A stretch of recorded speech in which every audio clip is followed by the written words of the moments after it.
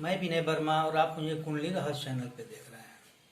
आज के इस वीडियो में हम बात कर रहे हैं शुक्र और राहु से बने हुए वासनात्मक घात योग के बारे में। इस योग को चरित्रहीनता भी बोल सकते हैं। इस योग को जैमिनी में अगर देखा जाए ज्योतिष में तो नागमणि योग भी बोलते हैं। इस सब का अलग अलग अर्थ है। शुक्र और राहु की जब युक्ति होती है तो यह योग लगता है। दोस्तों, कुंडली में अगर देखा जाए तो ग्रहों का ज्योतिष क्षेत्र में ग्रहों का जो मेल होता है उसको दो ग्रुप में बांटा गया है।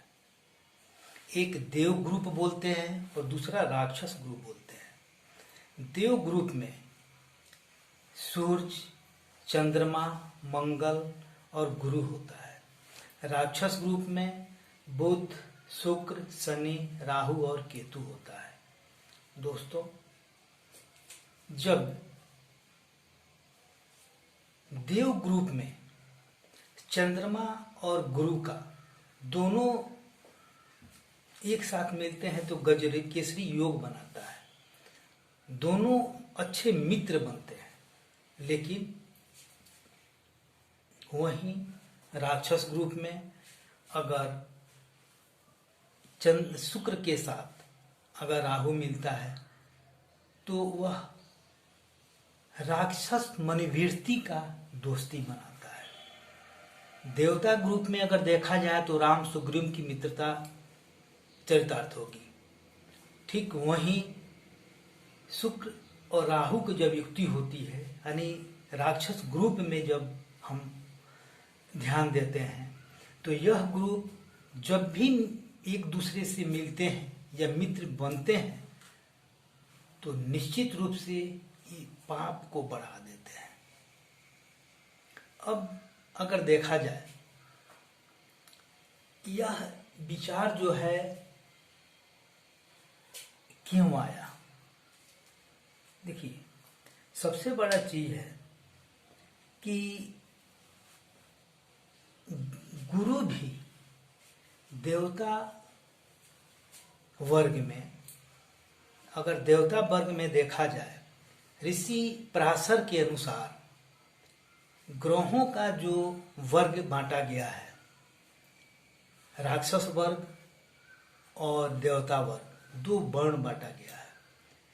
जिस वर्ण में गुरु, देवता ग्रुप में जो गुरु होते हैं, बृहस्पति होते हैं, वो देवताओं के गुरु होते हैं।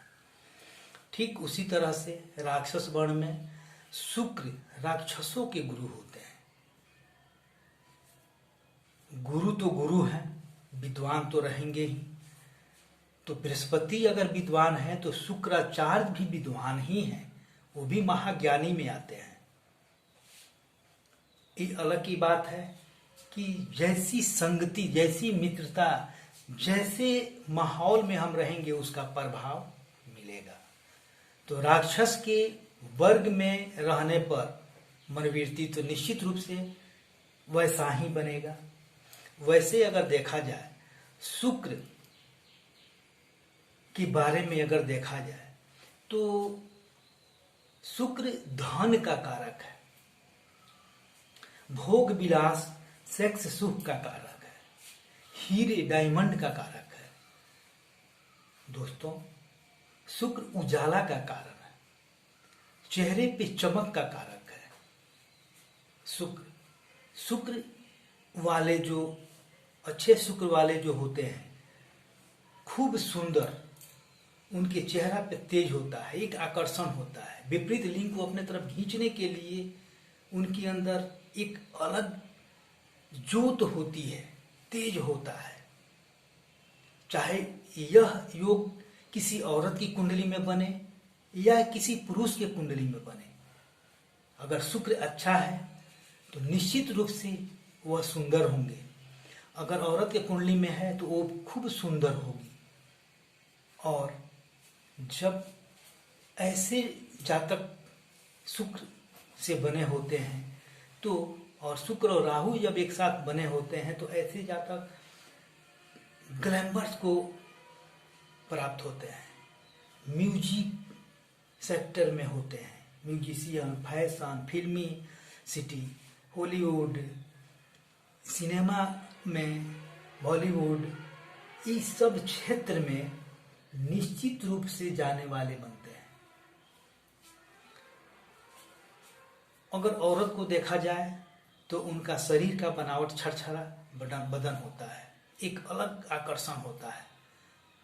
इसके चलते राहु और शुक्र की जब युक्ति होती है तो निश्चित रूप से ऐसे जातक इन क्षेत्रों में एंट्री करते हैं। उनके अंदर एक अलग आकर्षण होता है, तेज होता है, किसी को प्रभावित करने का उनके अंदर क्षमता होता है, सेक्सुअल पावर होता है। दोस्तों, अगर औरतें अपने शरीर को मेंटेन नहीं करें तो आगे चलकर थोड़ा फैटी भी हो जाती हैं, मोटी भी हो जाती हैं। दोस्तों, अगर शुक्र को हम चमक कहते हैं तो राहु को काला कहते हैं, अंधेरा कहते हैं। शुक्र अगर राजस है तो राहु तामस है। राजस राज भोगने वाला, प्रवृत्ति, हर तरह से वह आराम तलब, सुंदरता का उपासना करने वाला, ऐसो आराम भोग विलास से जिंदगी बिताने वाला, उनके पास गाड़ी, बंगला, मोटर सब कुछ उपलब्ध हो जाती है अगर शुक्र साथ देता है तो। लेकिन वहीं पे राहु एक ऐसा ग्रह है जो एक छाया है, उनके अंदर इच्छा होती है पर उस इच्छा की तृप्ति नहीं हो पाती, वो लालसाएं बनी रहती हैं। वह हमेशा खोज के पीछे भागा रहता है। अगर देखा जाए तो राहु अगर देता है तो छप्पर फाड़ कर देता है। राहु को नाग भी बोला जाता है, नागमणि हम बोले हैं, नागमणि योग भी इसको बोलते हैं। आखिर क्यों? राहु नागमणि सांप के अंदर पाया जाता है, जैसा आप सारे लोग जानते हैं। तो नागमणि, नाग राहु को कहा जाता है और हीरा को, डायमंड को शुक्र की कारक कहा जाता है। तो एक तरफ हीरा यानी शुक्र के लिए डायमंड और राहु के लिए नाग का उपाधि दिया गया है, इसलिए नाग मणि का योग भी बोलते हैं। तो नागमणि योग भी है। गुप्त, राहु गुप्त रहता है, यानी गुप्त धन को प्राप्त करने में भी इस योग की बहुत अच्छा भूमिका होती है। इसकी कुछ अच्छाई भी है। अगर शुक्र के माध्यम से आप गैमल्स को प्राप्त होते हैं तो राहु की युक्ति से, राहु के मामले के, राहु के सहयोग से आप गुप्त धन भी प्राप्त करते हैं। दोस्तों, आप देखते होंगे गड़े हुए धन भी प्राप्त होते हैं ऐसे योग से। आप सुने होंगे गड़े हुए धन में नाग का वास होता है, उस पे नाग बैठा रहता है गड़े हुए धन में। तो जब राहु और शुक्र की युक्ति होती है तो गड़े हुए धन की भी प्राप्ति होती है। शुक्र अपने बदौलत अगर आप बहुत कुछ प्राप्त करते हैं तो राहु वहीं पे आपके दादा परदादा से मिले हुए हवेली को भी प्राप्त कराता है, उस धन को भी प्राप्त कराता है। ये दोनों चीज है। हाँ, एक चीज जरूर ध्यान दीजिए, क्योंकि मेरा जो हेडिंग है वासनात्मक घात योग से है। ऐसा क्यों? दोस्तों, जिसके कुंडली में राहु और शुक्र एक साथ बैठ जाते हैं, ऐसे दोस्त नहीं बनते। वो ऐसे दोस्त जो होते हैं वो घात करने वाले दोस्त होते हैं। उनकी प्रवृत्ति होती है कि किसी से अगर वो दोस्ती करेंगे, अगर किसी के घर में एंट्री करेंगे, तो उनकी औरत के ऊपर, उनके बहन और बेटी के ऊपर उनका निगाह गलत रहता है। निश्चित रूप से उनको लेकर वासनात्मक भोग की तृप्ति के लिए लेकर भाग जाते हैं या गलत कर्म करने के लिए उतारू हो जाते हैं। वासनात्मक संबंध बनाते हैं। शुक्र चूंकि सेक्स का कारक है और राहु कभी तृप्त नहीं होने वाला कारक है। उसको हमेशा चाहिए, हमेशा उसके अंदर एक खोज बना रहता है। दोस्तों, राहु और शुक्र की जब युक्ति किसी की कुंडली में होती है, मैं एक जातक के कुंडली देखा, उसके कुंडली में राहु और शुक्र की युक्ति था। उसके घर में ही, उसके परिवार में, उसके कर्जन ही उसके पत्नी के साथ गलत संबंध बनाकर उसको लेकर भाग गया। मैं उसको मना किया था कि तुम ऐसे आदमी से दूर रहो। वो उस समय मेरे बातों पे ध्यान नहीं दिया, वो मजाक में डाल दिया और नतीजा वही हुआ। उसकी बीबी उस आदमी के साथ भाग गया, लेकर भागा और उसके साथ बहुत सारी बवालें हुई। तो ऐसे योग से आदमी निश्चित रूप से ऐसे कुकर्म कर बैठता है, घिनौना कुकर्म कर बैठता है, जिससे मानहानि होती है, समाज में वो गिर जाता है, अनैतिक काम करता है, शारीरिक संबंध बनाता है। और उसका नेचर होता है कि अपनी पत्नी होते हुए भी अगर वो दूसरे के तरफ ध्यान उसका बना रहता है। ऐसे जातक से सावधान रहना चाहिए, क्योंकि ऐसे जातक कभी भी किसी के साथ घात कर सकते हैं। यह योग ऐसा योग है कि निश्चित रूप से इस योग वालों से आपको सावधान रहना चाहिए। दोस्तों, स्त्री और पुरुष किसी के भी कुंडली में अगर शुक्र और राहु की युक्ति होती है, तो वह जातक नशा लेने वाले होते हैं। भावों के हिसाब से कुछ बीमारियां भी होता है। दोस्तों, वैसे चरित्रहीनता, बदनामी उनके सर लग जाती है। निश्चित रूप से कुकर्म कर बैठते हैं।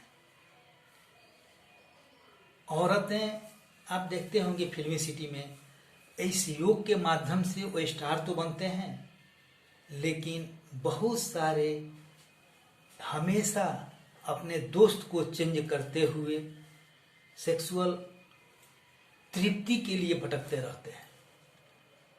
फिल्मी सिटी में भी इस तरह की अक्सर घटनाएं घटती रहती है।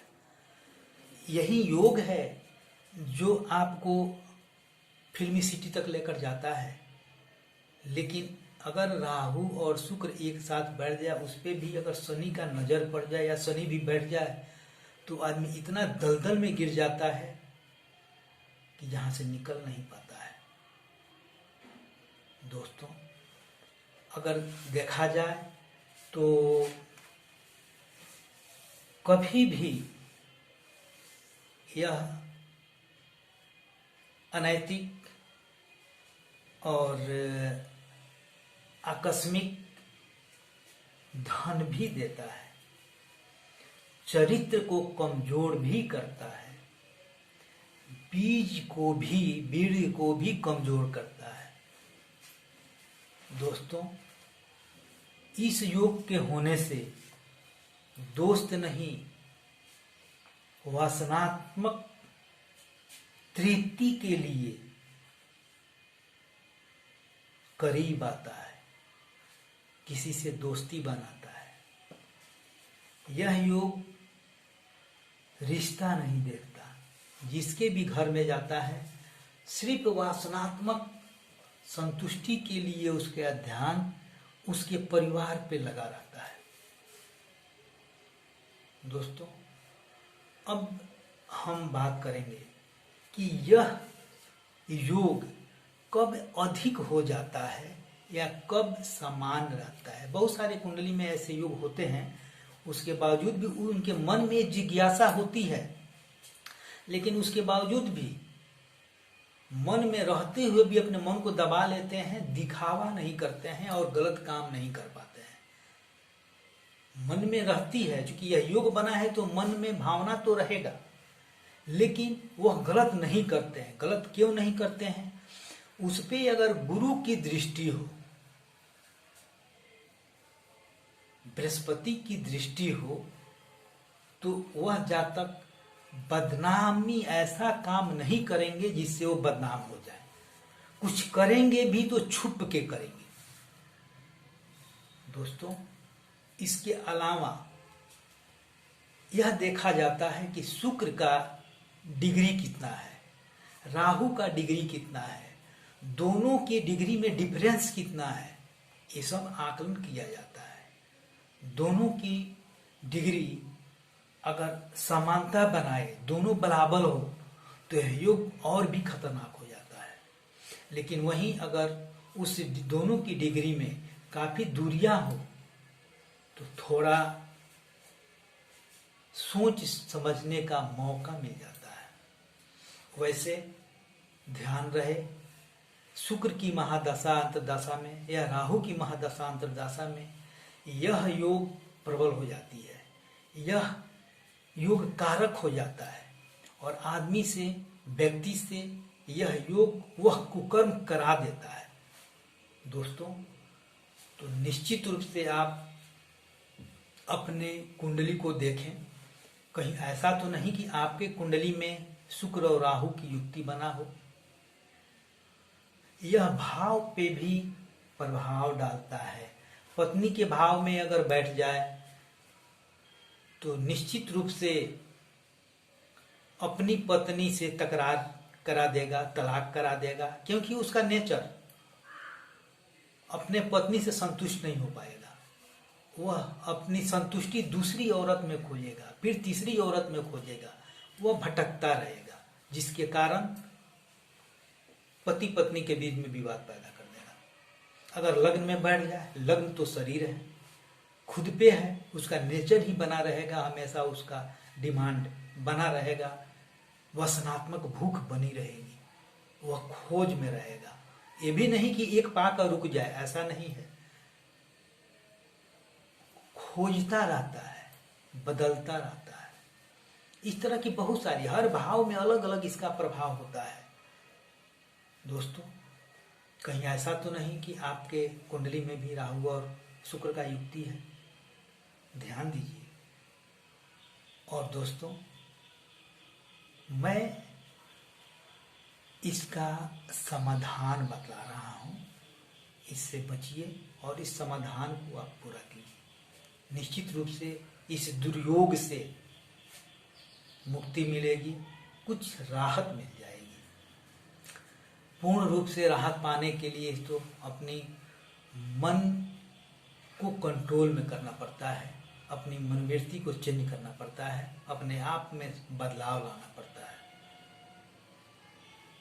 पूर्णतः लाभ पाने के लिए दृढ़ संकल्प होना पड़ता है, आत्म बल को मजबूत करना पड़ता है, क्योंकि हम गलती नहीं करें।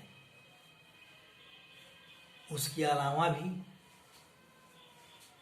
उपाय है, मैं उपाय बतला रहा हूं जिससे कुछ राहत मिल सकती है, मिलती है, समाधान होता है।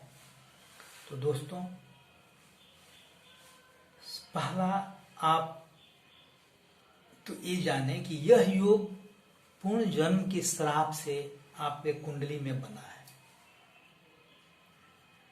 बन गया है। जिस तरह से कोई राजयोग आप में, आपके कुंडली में लगा है तो वह विफल नहीं होता, उसी तरह से दुर्योग भी अगर आपके कुंडली में लगा है वो भी विफल नहीं होता है, उसका फल मिलता है, होता है। चाहे थोड़ा मिले या अधिक मिले, थोड़ा और अधिक उसके बराबर से होता है, डिग्री की आकलन से किया जाता है। दोस्तों, फिर भी अपने आप को कंट्रोल रखिए, मन पे काबू रखिए, समाधान होगा। और मैं इसका उपाय बतला रहा हूँ, उस पर आप विधिवत ध्यान दीजिए, अपने आप को सुधारिए, सफलता मिलेगी। राहु के बीज मंत्र का जाप कीजिए, राहु की वस्तुओं का दान कीजिए, शुक्र के मजबूत कीजिए। शुक्र को मजबूत करने के लिए आप हीरा पहनिए, ओपल पहनिए, कुंडली दिखाकर, मारक तो नहीं है, इस पर विचार करके दही खाइए, सफेद वस्त्र धारण कीजिए। दोस्तों, इसके अलावा देवी का उपासना कीजिए और आप ध्यान दीजिए कि जिस दिन आपका जन्म हुआ है या जिस ग्रह से अगर शुक्र को मजबूत करना चाहते हैं तो शुक्रवार के दिन शिव जी का जाप किया कीजिए, मंदिर जाइए, वहाँ शिव का उपासना कीजिए, रुद्राभिषेक कीजिए। दोस्तों, सबसे पहले ध्यान दीजिए, राहु का दान करें, राहु के मंत्र का जाप करें, राहु का दान करें। दूसरा, शुक्र के लिए, शुक्र को मजबूत करें, शुक्र के लिए दही खाएं, सफेद वस्त्र धारण करें, ओपल या डायमंड पहने। तो दोस्तों, यह सटीक उपाय है। और इसके अलावा अपने मन को कंट्रोल में रखें। मन के हारे हार है, मन के जीते जीत। दोस्तों, अपने मन को काबू में रखिए, निश्चित रूप से आपको सफलता मिलेगी। आप भटक नहीं पाएंगे, अपने आप पे कंट्रोल कीजिए। दोस्तों, ध्यान दीजिए, कहीं आपके कुंडली में इस तरह का योग हो, उस पर विचार कीजिए। और आपको समझ में अगर नहीं आ रहा है तो मेरे व्हाट्सएप के माध्यम से हमसे कांटेक्ट कीजिए।